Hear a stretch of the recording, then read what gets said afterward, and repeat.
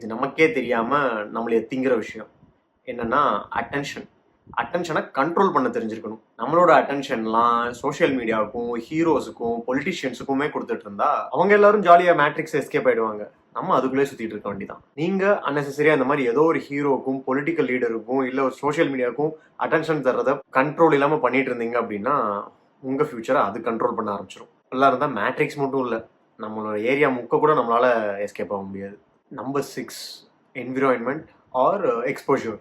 நம்மளோட என்டையர் லைஃபே சைல்ட்ஹுட்ல இருந்து இப்போ வரைக்கும் நம்மளை சுத்தி யார் இருக்காங்களோ அதுக்கு ஏற்ற மாதிரி தான் நம்ம ஷேப் ஆயிருப்போம். இந்த மாதிரி லேசி சர்க்கிள் சேர்ந்து சுத்திட்டு இருந்தா நம்மளும் மோரால சோம்பேறியா தான் இருப்போம். ரொம்ப கெட்ட பழக்கங்கள் இருக்கிற ஃப்ரெண்ட்ஸ் கூட சுத்திட்டு இருந்தா நம்மளுக்கும் பாசிபிளி அந்த கெட்ட பழக்கம்லாம் இருக்கும். இல்ல ரொம்ப ப்ரைடு பேசுற, பொருளிய பேசுற, நிறைய பீப்புளை டிஸ்கஸ் பண்ற மக்கள் மத்தியில நம்ம இருந்தோம்னா நம்மளும் மோராலஸ் அதே மாதிரி தான் இருப்போம்.